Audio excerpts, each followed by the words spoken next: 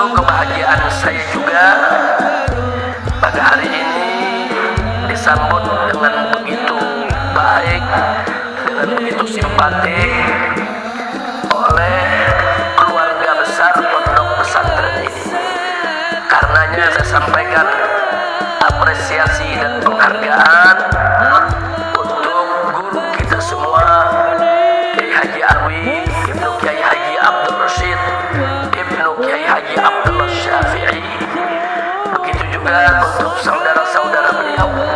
Di sini ada ustadzah kita, Ustadzah Asma, yang sejak awal berdirinya pondok pesantren ini, beliau selalu membantu ayahandanya, yaitu almarhum wal-maghfurlah Kiai Haji Abdul Rashid Abdullah Syafi'i, dalam mengelola pondok pesantren ini. Alhamdulillah, dalam usia 34 tahun pondok pesantren ini tetap berdiri, tetap berjalan, dan sudah banyak, yaitu melahirkan alumni-alumni yang hafal Al-Quran, yang bisa membaca kitab, yang mengerti agama, bahkan yang kini juga tersebar menyebarkan dakwah, melanjutkan perjuangan dari para gurunya. Alhamdulillah, mudah-mudahan pondok pesantren ini akan dijadikan oleh Allah Subhanahu wa ta'ala sebagai ma'hadan ma'muran munawwaran salihan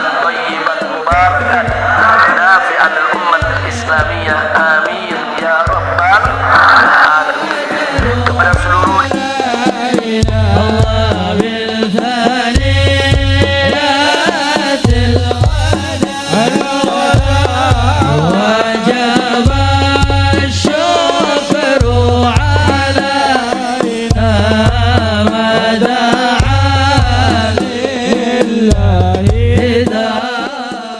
Assalamualaikum warahmatullahi wabarakatuh.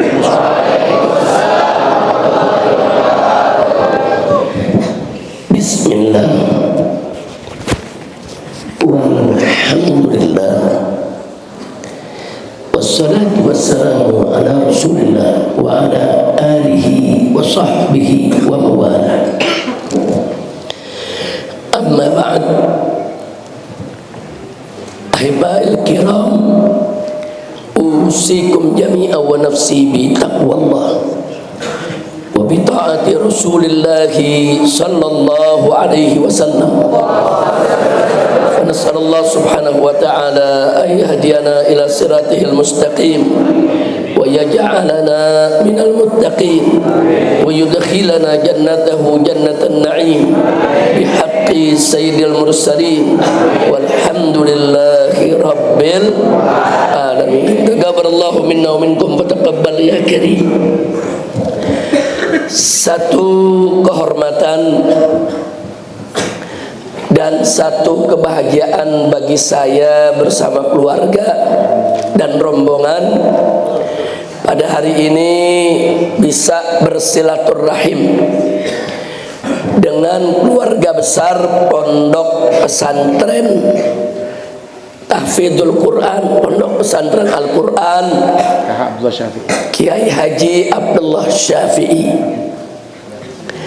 Dan satu kebahagiaan saya juga pada hari ini disambut dengan begitu baik, dengan begitu simpatik oleh keluarga besar pondok pesantren ini. Karenanya saya sampaikan apresiasi dan penghargaan untuk guru kita semua, Kiai Haji Alwi, Ibnu Kiai Haji Abdul Rashid, Ibnu Kiai Haji Abdullah Syafi'i. Begitu juga untuk saudara-saudara beliau.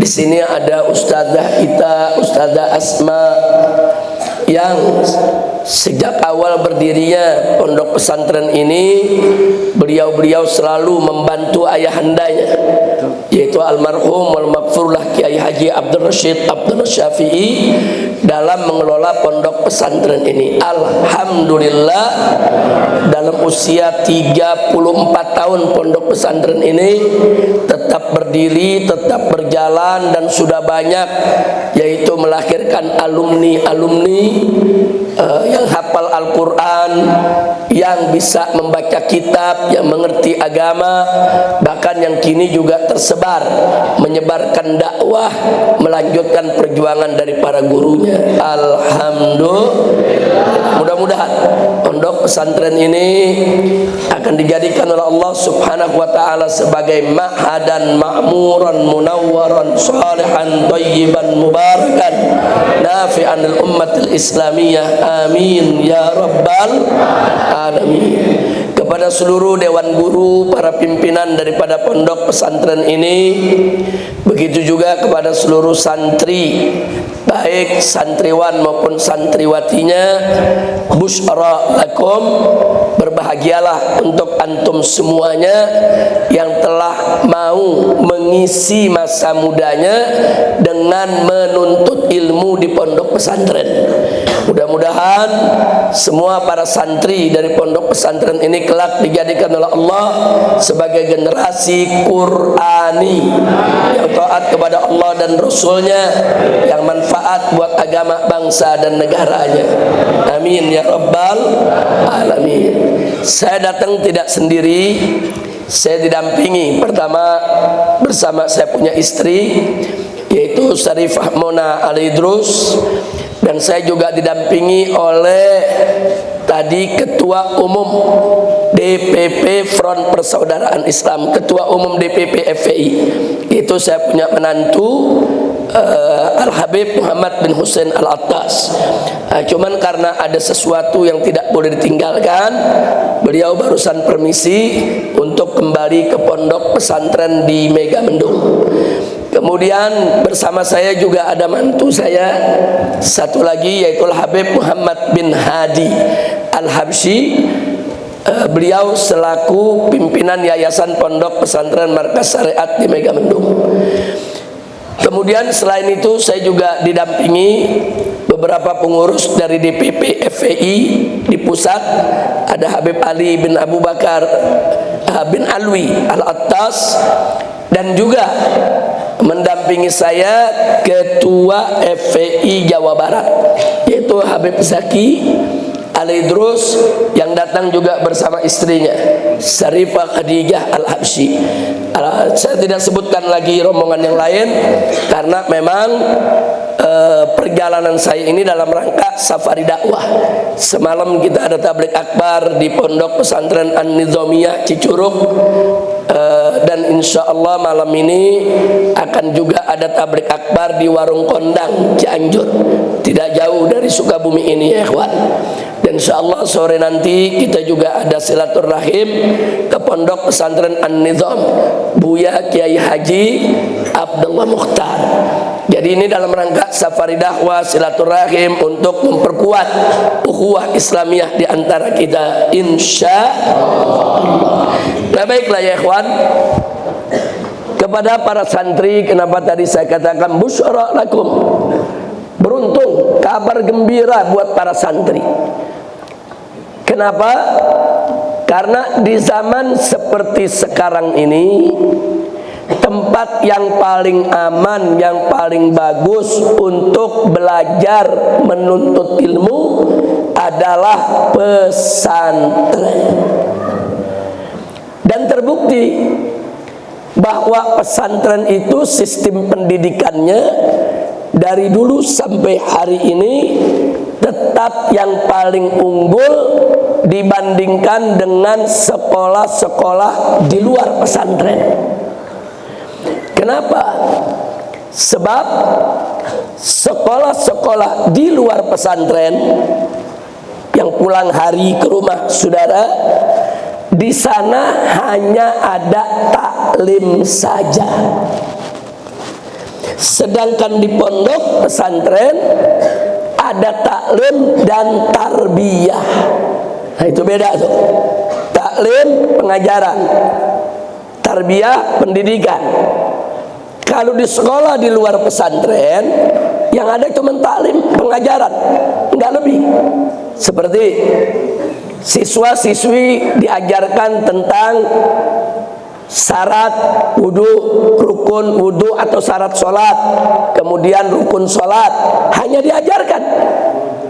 Saudara, Itu namanya pengajaran. Guru mengajarkan, selesai anak pulang rapi, tidak ada lagi pengawasan. Berbeda dengan pesantren. Nah, kalau di pesantren ini murid diajarkan tentang rukun wudhu, syarat sholat, kemudian rukun sholat, bagaimana cara sholat, lalu selama 24 jam diawasi oleh kiai dan guru-gurunya. Karena mereka tinggal di pesantren, 5 waktu sholat, semua sholat di masjid diawasi oleh gurunya. Dirapikan bagaimana cara meluruskan shaf, bagaimana cara merapatkan shaf. Di sekolah-sekolah umum di luar nggak ada seperti itu, saudara. Nah, nggak sampai di situ saja. Di pondok pesantren selama 24 jam itu para santri dididik oleh para guru pembimbing, oleh para kiainya, saudara, berbagai macam disiplin ilmu. Nah, jadi beda. Kalau pengajaran sekedar ngajar selesai. Tapi kalau yang namanya pendidikan, diajarkan, dipraktekkan, diawasi 24 jam terus menerus setiap hari, itulah sistem pendidikan di pondok pesantren. Nah, bahkan sekarang ini, saudara, udah mulai muncul sekolah-sekolah umum di luar sana yang akhirnya dia bikin boarding school. Boarding school itu metodenya pesantren. Boarding school itu, saudara, sistemnya pesantren. Bahkan sekarang ada orang-orang non-muslim sekalipun bikin sekolah di luar niru pesantren. Mereka pakai boarding school. Nah, ini menunjukkan bahwa sistem pendidikan di pondok pesantren, alhamdulillah, sampai hari ini masih menjadi sistem metode pendidikan atau model pendidikan yang paling bagus dan unggul, alhamdulillah. Tapi jangan lupa, saudara, bahwa bagi kelompok yang terkena penyakit Islamofobia, takut sama Islam, takut sama Islam, mereka nggak suka pondok pesantren itu berkembang pesat. Mereka nggak suka kalau pondok pesantren itu terus diminati oleh masyarakat. Karena kelompok-kelompok Islamofobia justru kerjaan mereka bagaimana menjauhkan umat Islam dari Islam. Sementara orang kalau masuk ke pesantren, saudara, dia akan bergulat dengan Islam, bergelut dengan Islam. Setiap hari dia akan terus berhubungan dengan Islam. Sehingga ini bagi mereka tidak menguntungkan untuk program-program yang mereka tawarkan. Sehingga ini yang kita mesti waspadai. Muncullah fitnah-fitnah terhadap pondok pesantren. Nah, ini mesti diwaspadai oleh para santri, jangan sampai terpengaruh. Satu, disebarluaskan isu di luar sana. Jangan masuk pesantren. Kalau masuk pesantren nanti masa depannya gelap. Kalau masuk pesantren nanti nggak bisa jadi ini, nggak bisa jadi itu. Kalau masuk pesantren nanti terbelakang. Ini semua fitnah, bohong.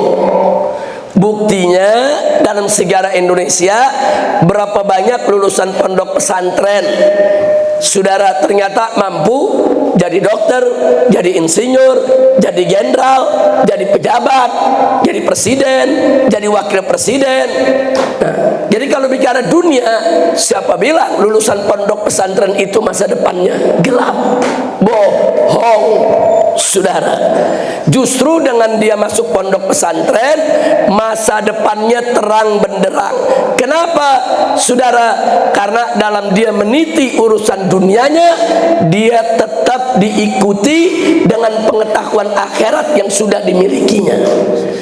Bahkan yang seperti inilah, saudara, yang bisa menjajaki dunianya secara arif, secara bijaksana, dan mereka bisa tampil sebagai pemimpin-pemimpin yang baik karena mereka punya dasar agama yang kuat. Alhamdulillah. Yang kedua, apa mereka bilang? Jangan masuk pondok pesantren. Ada pelajaran nahu, nanti bisa gila kita. Ini dari kecil saya udah dengar tuh yang begitu, saudara. Dia bilang belajar nahu bisa gila. Saya dari kecil sampai sekarang belajar nahu nggak gila-gila.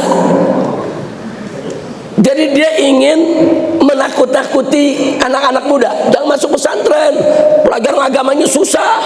Jangan masuk pesantren, pelajaran nahunya itu ribet, i'rabnya itu ribet. Nanti kita bisa gila. Bohong. Para santri merasakan sendiri, saudara. Di pondok-pondok pesantren bukan hanya mereka belajar nahu, saudara, secara teori tapi juga secara praktek. Bahkan mereka hafalkan itu matan-matan yang berkaitan dengan nahu, imriti dan lain sebagainya, saudara. Enggak ada yang gila. Itu sengaja disebarluaskan supaya orang takut masuk pondok pesantren. Ada lagi yang ketiga, fitnahnya. Kesian anak dimasukin pondok pesantren, kesian tuh anak pesantren. Kenapa?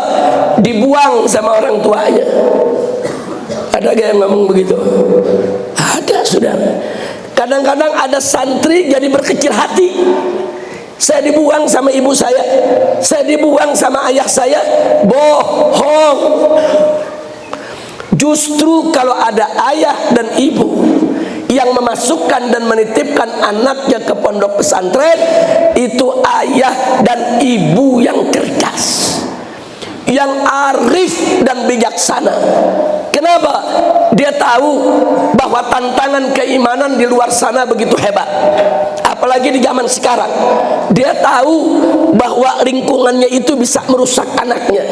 Dia sadar kalau anaknya tidak dididik agama semenjak dini, maka masa depan anaknya akan rusak. Dan dia tahu kalau dirinya tidak mampu mendidik anaknya tentang agama.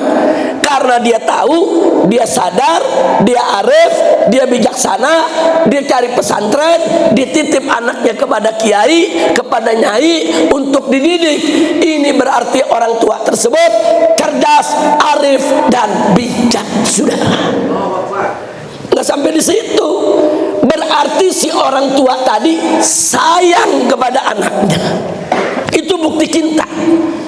Kalau dia nggak sayang sama anaknya, dia nggak cinta sama anaknya, dia nggak peduli urusan akhirat anaknya, saudara. Tapi karena dia sayang kepada anak, cinta kepada anak, dia pengen jaga anaknya, jangan sampai rusak imannya, jangan sampai rusak akhlaknya, jangan sampai nanti masuk neraka jahanam. Saudara, dia titipkan anaknya di pondok-pondok pesantren. Saya tanya, orang tua semacam ini bagus tidak? Bagus tidak? Berarti anaknya dibuang tidak? Wah. Jadi kalau ada yang ngomong saya dibuang sama orang tua, bohong. Jangan terpengaruh ya kawan.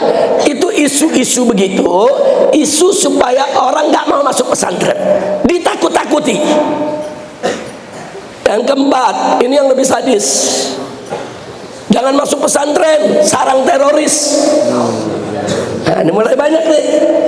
Pesantren dibilang sarang teroris. Kenapa dibilang sarang teroris? Karena ada oknum-oknum yang dulu pernah masuk pesantren, begitu lulus salah bergaul, kemudian mereka melakukan aksi-aksi teror.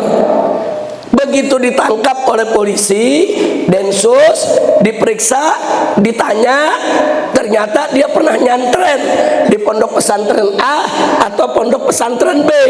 Kemudian ini digoreng. Apa digorengnya? Lulusan pesantren banyak jadi teroris. Akhirnya pesantren-pesantren dituduh sebagai sarang teroris. Ini fitnah. Jadi kalau ada orang jadi teroris, dulu pernah masuk sebuah pesantren, dalam pesantrennya disalahkan, sudah. Dia salah bergaul setelah dia lulus dari pesantren. Nggak ada pesantren yang ngajarin teroris, sudah. Nggak ada pesantren yang ngajarin untuk kita menteror orang lain. Justru pesantren selalu mengajarkan kepada kita sikap at-tasamu, toleransi, bukan hanya antar sesama umat Islam, bahkan sesama manusia walaupun berbeda agama, saudara. Nah, saya mau kasih tahu, sekarang nih banyak pejabat korup. Kita periksa lulusan mana? Oh, lulusan UI, Fakultas Ekonomi, pada jadi koruptor. Apa boleh kita bilang UI sarang koruptor? Nggak boleh. Oh, ada lagi lulusan UGM, saudara, jadi pejabat pada korup, saudara. Apa boleh kita bilang UGM itu sarang koruptor? Nggak boleh. UGM Universitas Gajah Mada maupun UI Universitas Indonesia, saudara, nggak ada fakultasnya yang mengajarkan mahasiswanya untuk korupsi, nggak ada, saudara. Adapun kalau alumninya lulus dari sana kemudian melakukan tindak korupsi, itu yang bejat manusianya, jangan menyalahkan universitasnya. Kira-kira jelas tidak? Nah, kalau para koruptor raja universitasnya tidak disalahkan, lalu kenapa giliran ada orang berbuat salah lulusan pesantren, pesantren yang disalahkan, saudara? Nah, jadi nggak usah kaget, yang begini ini memang sengaja terus digoreng, saudara, supaya nggak ada yang mau masuk pesantren, supaya pesantren termarginalkan. Sebab selama pesantren itu banyak, maka selama itu juga syiar Islam akan tinggi, saudara. Selama pesantren banyak, berarti pejuang-pejuang Islam yang akan menegakkan Islam di negeri ini akan semakin bertambah. Itu yang mereka takutkan. Nah, maka itu saya tidak mau rinci lagi, cukup 4 itu saja, bahwa pesantren dari zaman ke zaman memang selalu menjadi sorotan, saudara. Dan bagi mereka yang benci Islam, mereka akan berusaha untuk menghancurkan kredibilitas pesantren. Nah, maka itu para santri, tolong Anda yang belajar di pesantren setelah lulus, jaga diri, jangan salah bergaul. Jaga diri, jadilah santri yang baik, yang manfaat. Jadilah santri yang bisa dibanggakan oleh guru dan kiainya.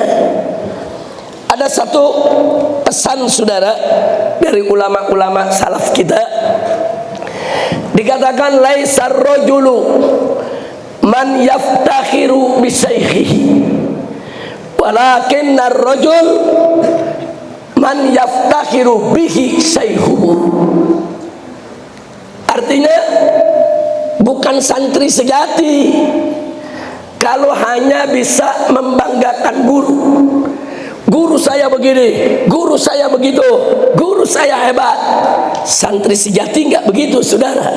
Santri sejati adalah santri yang dibanggakan oleh gurunya.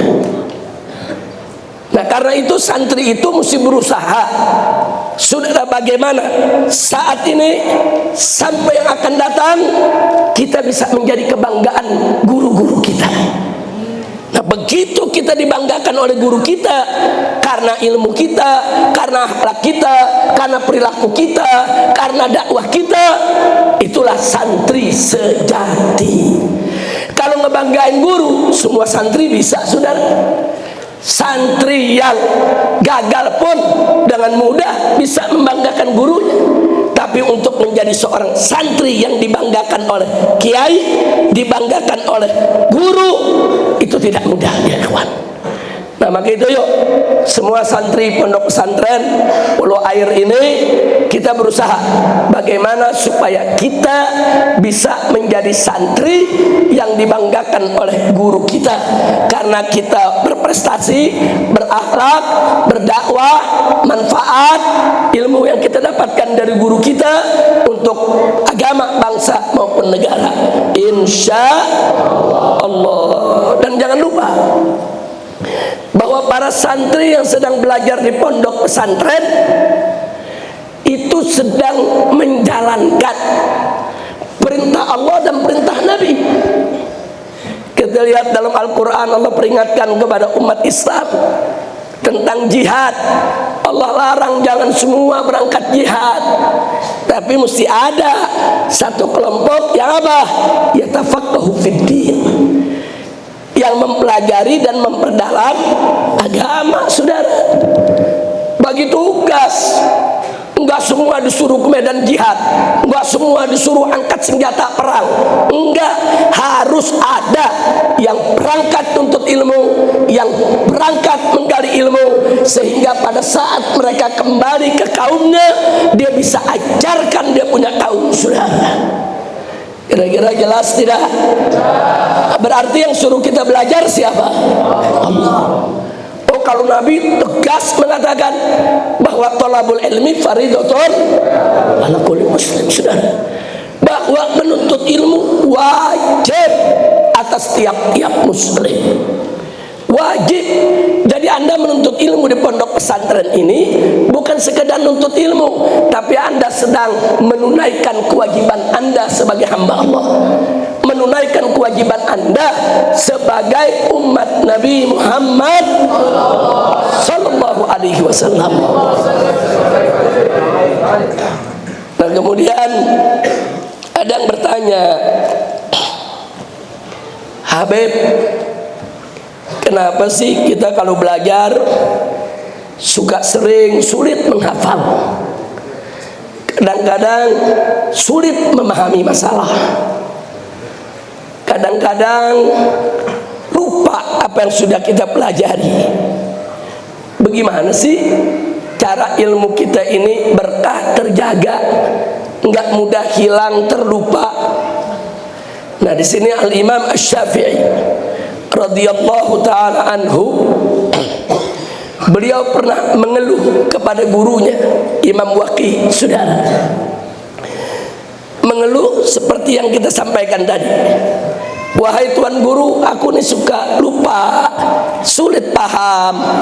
Apa sih kiatnya untuk mengatasi itu? Nah, pesan yang disampaikan oleh gurunya kepada Imam Syafi'i adalah al-ilmu nurun fala tudfi'hu bil maksiyah. Sang guru mengatakan, wahai muridku, al-ilmu nur, ilmu itu cahaya. Fala tudfi'hu, jangan kau padamkan itu cahaya, bil maksiyah, dengan maksiat. Artinya apa? Artinya kalau kita mau mudah belajar, mudah paham, mudah hafal, lengket di kepala nggak gampang hilang, kuncinya salah satunya adalah jangan maksiat. Karena kalau kita berbuat maksiat, maksiat itu akan bisa memadamkan cahaya ilmu, saudara. Nah, makanya mari kita lihat, kita buktikan dalam sejarah. Dulu di zaman Imam Syafi'i, saudara, mencari ilmu itu nggak mudah. Mau tahu Al-Quran mesti hafal dulu. Kalau zaman sekarang mushaf Al-Quran dijual di toko-toko kitab. Mushaf Al-Quran ada di dalam HP kita, dengan mudah kita cari surat. Dulu kalau mau punya mushaf Al-Quran, ya nulis sendiri atau bayar orang tulisin 30 juz. Tapi dulu ulama-ulama kita nggak begitu, saudara. Mau memiliki Al-Quran, sejak kecil mereka menghafal Al-Quran. Dan dulu, saudara, penghafal Al-Quran tidak disebut dengan gelar Al-Hafidh. Kalau zaman sekarang penghafal Al-Quran disebut Hafidh. Zaman dulu enggak. Kenapa? Sebab zaman dulu, saudara, semua ulama sejak kecilnya hafal Al-Quran, saudara. Sebelum mereka belajar agama, semua anak-anak orang Islam mereka hafal Al-Quran, saudara. Imam Syafi'i sendiri umur 7 tahun sudah hafal 30 juz. Ada yang hafal umur 10 tahun, ada yang hafal umur 15 tahun, ada yang hafal umur 17 tahun, saudara. Tapi khusus Imam Syafi'i 7 tahun sudah hafal Al-Quran. Al-Quran udah ada di kepalanya, saudara. Dulu Al-Quran itu fis sudur, bukan fis sutur. Al-Quran dulu bukan di lembaran mushaf, tapi Al-Quran ada di dada orang-orang beriman, saudara. Makanya ulama dulu yang hafal Quran tidak diberi gelar Al-Hafiz. Kenapa? Karena hafal Quran syarat mutlak jadi ulama. Nggak disebut ulama dulu kalau nggak hafal Quran, saudara. Jadi nggak perlu ada gelar Al-Hafiz saat itu. Kenapa? Karena namanya ulama memang harus hafal Quran. Dulu yang disebut Al-Hafiz adalah para penghafal hadis, saudara. Al-Imam Al-Hafiz Ibn Hajar Al-Asqalani. Kenapa disebut Al-Hafiz? Dia penghafal hadis. Puluhan ribu hadis dengan sanadnya ada di kepalanya, saudara. Jadi dulu Al-Hafiz gelar untuk penghafal hadis. Tapi zaman sekarang Al-Hafiz gelar untuk penghafal Quran. Kenapa?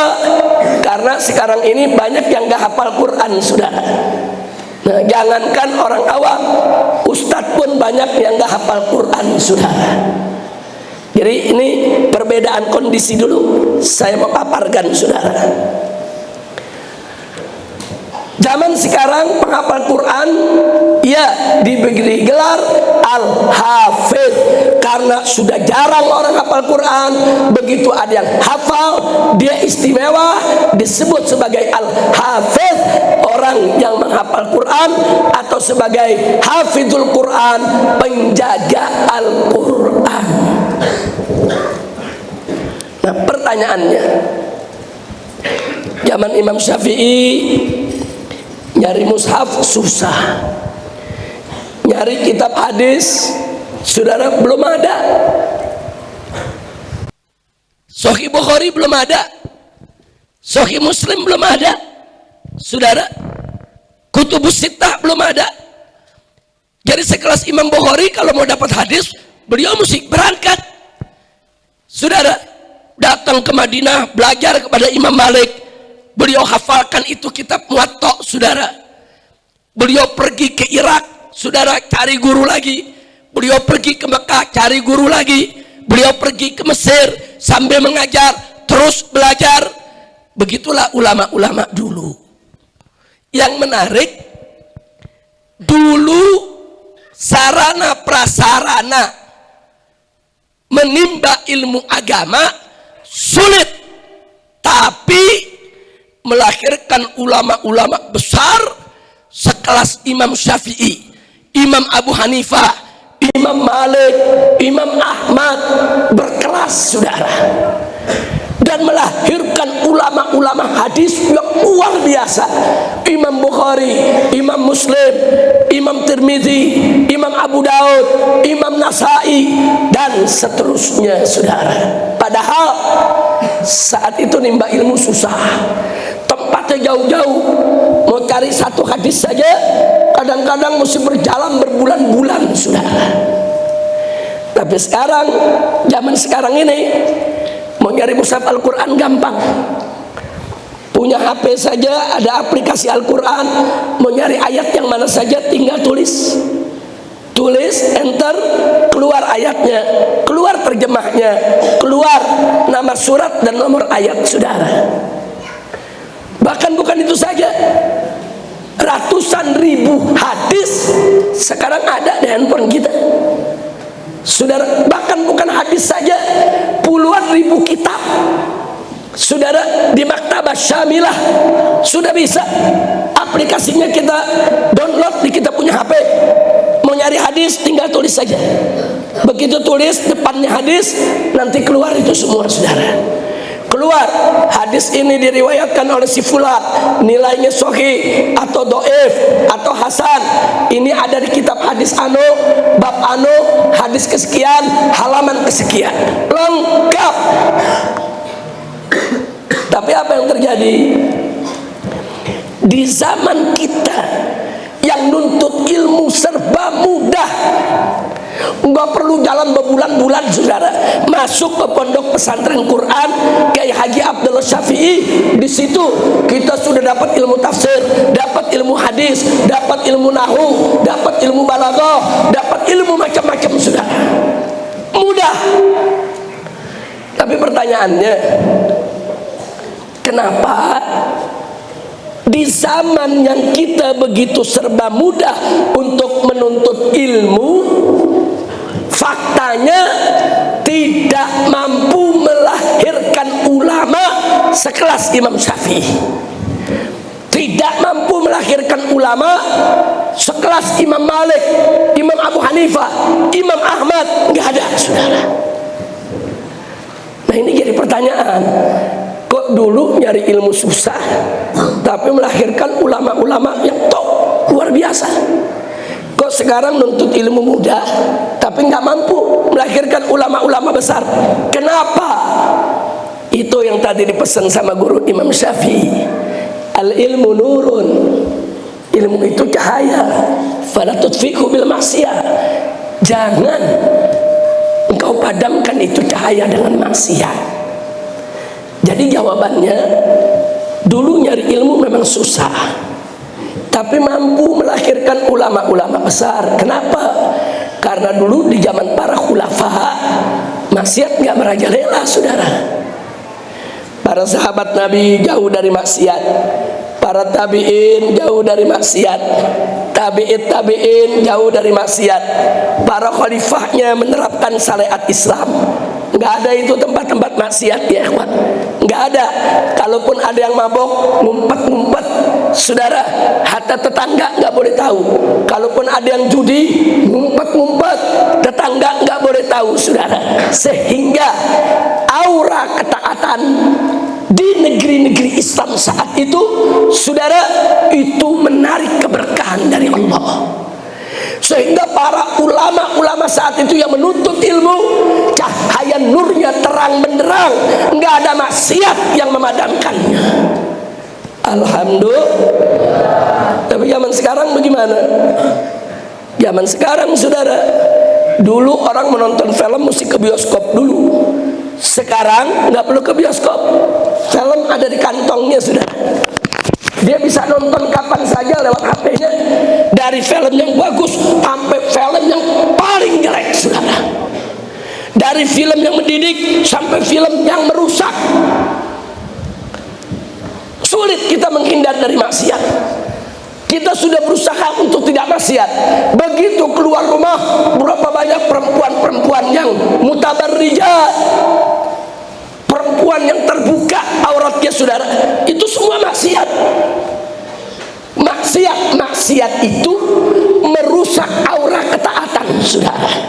Sehingga aura ketaatan yang merupakan ilmu menjadi nur di tengah-tengah ketaatan tadi, saudara, yang mestinya menarik rahmat dan berkah dari Allah, berubah. Cahaya ilmu pengetahuan jadi padam. Orang jadi sulit belajar, orang jadi sulit paham, orang jadi cepat lupa dengan ilmu, saudara. Kenapa? Karena sudah dikepung dengan aneka ragam maksiat. Nggak sampai di situ, pemerintahnya sendiri nggak menerapkan syariat Islam. Ada tempat pelacuran dibiarkan, ada tempat judi dibiarkan, bahkan yang namanya judi online, pejabatnya ikut main judi online, saudara. Gimana ceritanya, saudara? Dulu waktu saya bangun FPI, memerangi judi mudah. Lihat orang main judi, kita bubarin. Kelihatan tuh alat judinya, duitnya. Tapi sekarang kita mau bubarin judi bagaimana? Judi ada di HP masing-masing, sudah. Judi masuk ke kamarnya masing-masing, judi masuk ke rumahnya masing-masing. Bagaimana kita mau bubarin judi? Susah. Dulu gampang. Oh, di sana ada bandar judi, serbu, bubarin, selesai. Oh, ada rumah dipakai untuk main judi, serbu, bubarin, selesai. Dulu nahi munkarnya gampang untuk melawan judi. Sekarang nggak gampang, saudara. Sekarang cari bandar judi di jalanan nggak ketemu, karena judinya nggak di jalanan lagi, saudara. Judinya di HP. Pegang HP, saudara, buka akun akun judinya, channel judinya, dia bisa main judi tiap hari.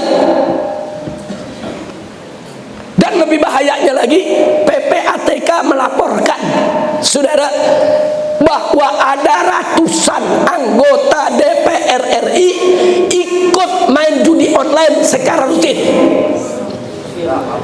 Jadi ini mau dibawa kemana ini negeri?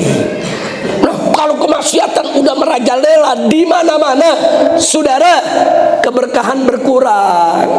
Termasuk berkahnya ilmu. Pantas orang belajar susah, ngapa susah, saudara, karena dia sudah dikepung oleh maksiat. Itulah sebabnya tadi di awal pembukaan saya mengatakan busra lakum, kabar gembira untuk para santri, selamat, beruntung, bahagia.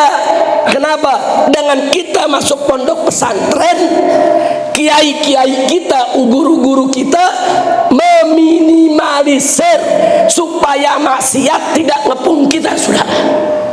Makanya di pesantren, saudara, kita lihat banyak pesantren, saudara, santri nggak diizinkan main HP. Kalaupun dia mau pakai HP, ada jamnya. Kalaupun dia mau hubungi keluarga, ada caranya. Berapa banyak pondok pesantren yang nggak mengizinkan, yaitu santrinya untuk nonton televisi. Kalaupun diizinkan, hanya acara tertentu. Itu pun dikontrol sama ustadznya, saudara. Banyak pondok pesantren, saudara, santri nggak boleh keluar, santri nggak boleh jalan-jalan, duduk saja di dalam. Kenapa? Sebab kalau dia keluar dari pesantren, di luar sana dia akan menghadapi banyak godaan, banyak kemaksiatan yang merajalela, yang nanti apa? Nanti akan merusak daya hafalnya, saudara. Tapi kalau santri dalam pesantren nggak lihat aurat perempuan, nggak lihat kemaksiatan yang ada di jalan, saudara.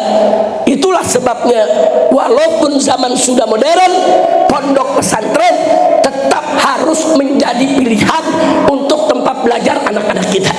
Supaya apa? Supaya ilmu yang merupakan cahaya yang sedang dituntut oleh para santri kita, anak kita, tidak dipadamkan dengan maksiat apapun, saudara. Kira-kira jelas tidak? Jelas tidak? Nah, sekarang saya tanya, kalau gitu maksiat bahaya tidak? Bahaya tidak? Baik maksiat yang datang dari dalam diri kita maupun maksiat yang ada di sekitar kita, itu akan memadamkan cahaya ilmu pengetahuan. Nah, jadi kesimpulannya, yuk para santri, kalau mau gampang nuntut ilmu, gampang menghafal, mau ilmunya tidak mudah hilang, lupa, jangan maksiat. Jangan maksiat apapun. Ada yang nanya, Habib, emang di pesantren orang bisa bikin maksiat? Bisa. Contohnya apa? Mencuri barang kawannya, itu kan maksiat, ya kawan. Memakai barang kawannya tanpa izin, itu kan maksiat, ya kawan. Ngambil sendal temennya, itu kan maksiat, ya.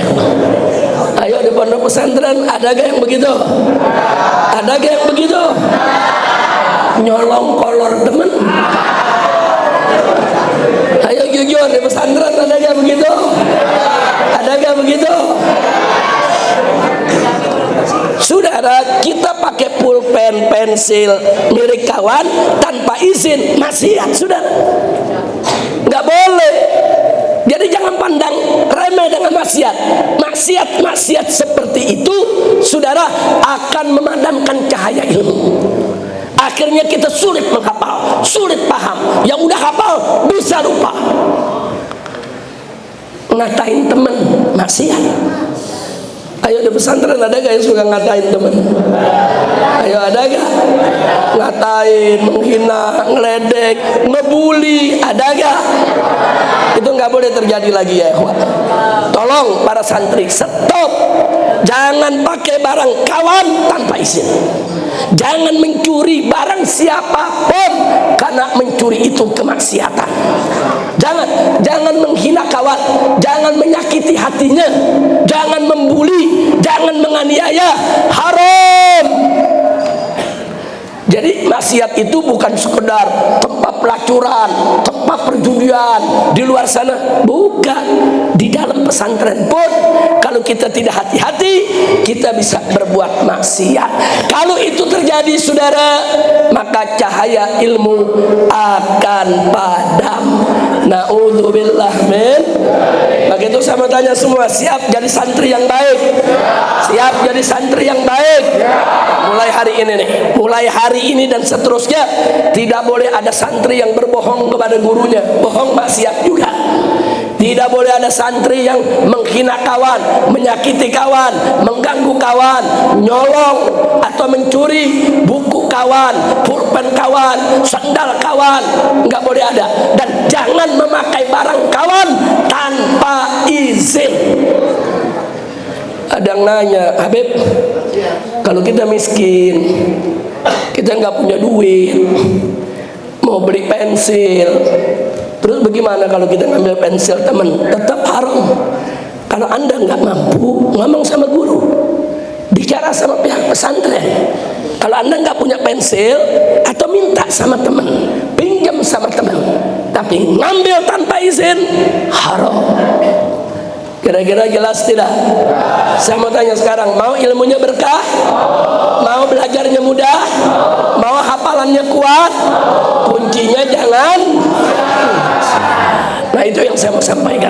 Mudah-mudahan kalau itu kita jadikan pegangan, saudara semua, santriwan dan santriwati dari Pondok Pesantren Kiai Haji Abdullah Syafi'i ini kelak akan menjadi ulama-ulama, menjadi ustad-ustad, menjadi ustazah-ustazah, menjadi kiai-kiai, menjadi nyai-nyai yang bermanfaat untuk agama, bangsa dan negara. Ala hadhihi niyyah wa likulli niyatin salihah wa ila hadratin nabiyil mustafa sallallahu alaihi wasallam bisirril fatihah. Alhamdulillahirabbil alamin arrahmanir rahim maliki yaumiddin iyyaka na'budu wa iyyaka nasta'in ihdinas siratal mustaqim.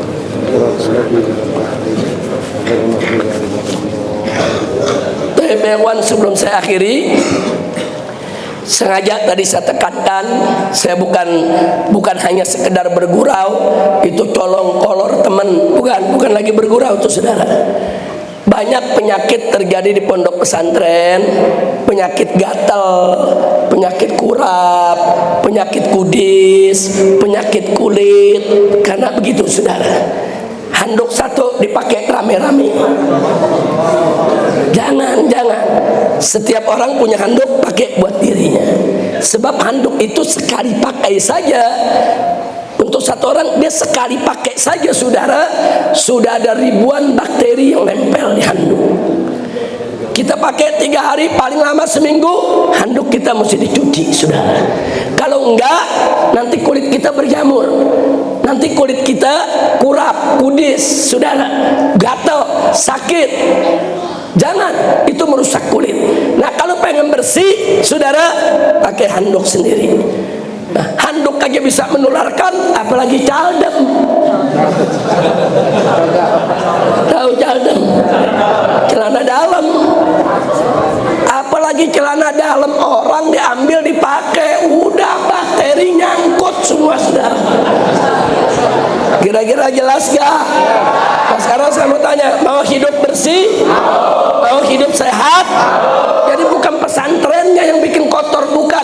Muridnya nggak bersih, muridnya nggak jaga kesehatan, muridnya nggak tertib, saudara. Nah, jadi kalau tidak mau ada penyakit gatal di pondok pesantren manapun, mulailah hidup bersih. Jangan lupa, an-nadzafatu syu'batun minal iman, saudara. Kebersihan itu, saudara, merupakan salah satu daripada cabang keimanan. Jaga kebersihan kita. Dan Nabi hidup bersih, saudara, sehingga Nabi hidup selalu sehat. Nah, begitu saya mau tanya lagi nih, sekali lagi, siap jadi santri sejati? Siap jadi santri yang soleh? Siap jadi santri yang bersih? Siap rajin belajar? Takbir! Sallu ala Nabi. Nah, itu Itu saja yang saya mau sampaikan.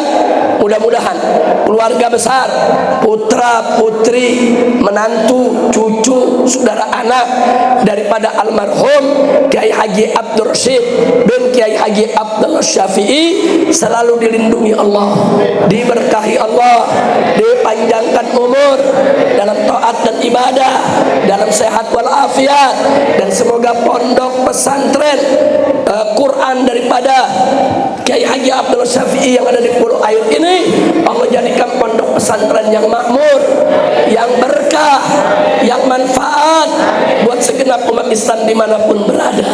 Dan kita mohon kepada Allah semoga bibarakatil Fatihah dari pondok pesantren ini akan lahir saudara orang-orang yang manfaat untuk agama, bangsa dan negaranya.